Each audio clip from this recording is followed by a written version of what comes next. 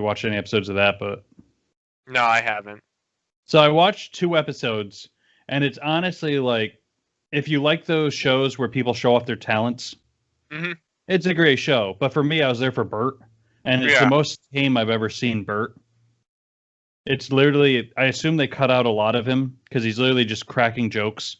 Yeah. While they're doing whatever talent it is. So if the guy is doing a bike stunt, the one they're competing against, quote unquote, he's like, "Oh, sucks to be you to watch the competition, right?" Oh, that's not him.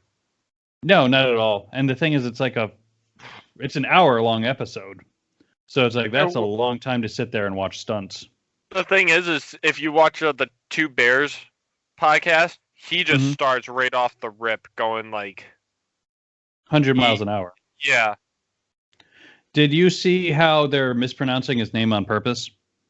Bruce Kreischer and stuff. Well, they've always done it, but it's like now they're doing it on other shows. Yeah.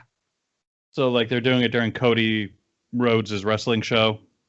Do you think he'll do a new tour with a different name now? Bert Kreischer? No.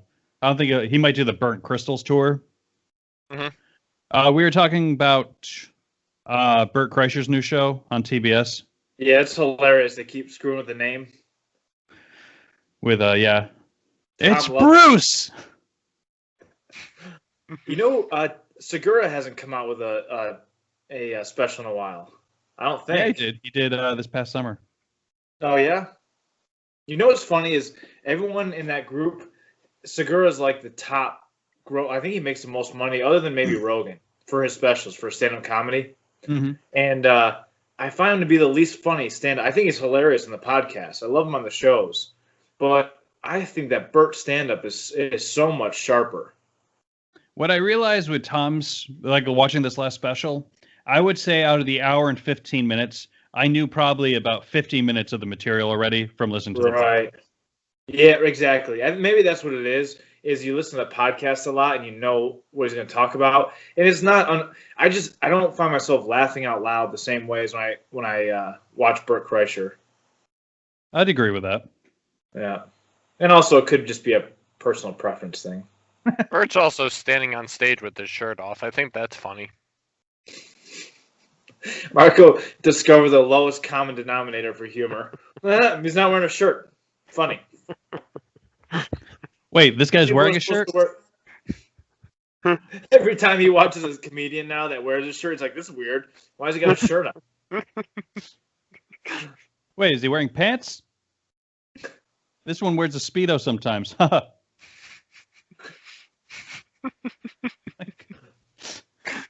Is Bert going to get another season of The Cabin? I think so. I hope so. Yeah, it was pretty good. Like I said, I wish that there were longer episodes. That was my only real issue with the show. It was good, and it seemed like they could have gotten more content, especially if they really were staying over the cabin. Like it was. Well, they were staying there for like an entire day.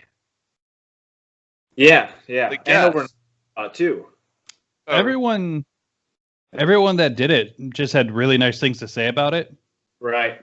I'm just intrigued because they tackled like a lot of race issues, and it got released right during like the apex of like the riots this past summer. We know it's supposed to get released earlier. Yeah. Oh, was it? It was supposed to get released right, like right when the Black Lives Matter protests were like hitting the apex, and then he waited intentionally. I think it was actually going to get released right when COVID hit. I thought like in April. It was right on the it was like, but they both kind of happened at the same time, and then he decided just out of and honestly, I didn't think it was that bad, but it's not really my thing to say. It seemed like it was actually a good thing. Like it was, the climate kind of warranted a conversation like they had with Donnell Rawlings and Miss Pat. It was good. I thought, Miss Pat going after Kaylee Cuoco. That was so good. Or just showing up. And it was for sure like it could have been maybe too hard, but it's totally like that she'd had a pretty privileged life. There's no way she hasn't. Mm-hmm. Who? Kaylee Cuoco. Well, she's been an actress on TV since she was like 13. For a long time, yeah. And I don't know that it's a bad thing. In fact, I know that it's not a bad thing to make people feel uncomfortable. There was no permanent harm. She needs to feel uncomfortable, But that Joe McHale.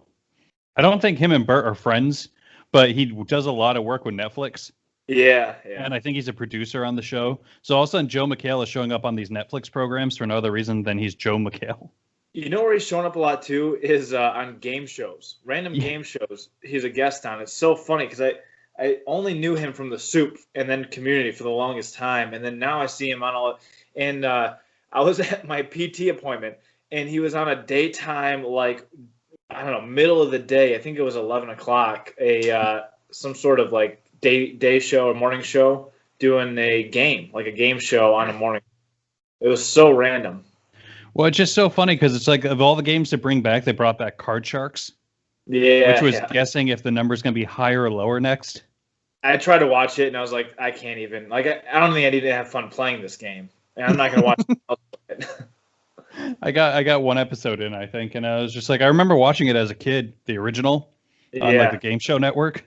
Right. And I was like, how did I have this much free time? I know, this is such a waste. Higher. No, lower. No, lower. No, higher. Well, that's a tricky number. That's a 7. Oh, it's right in the middle.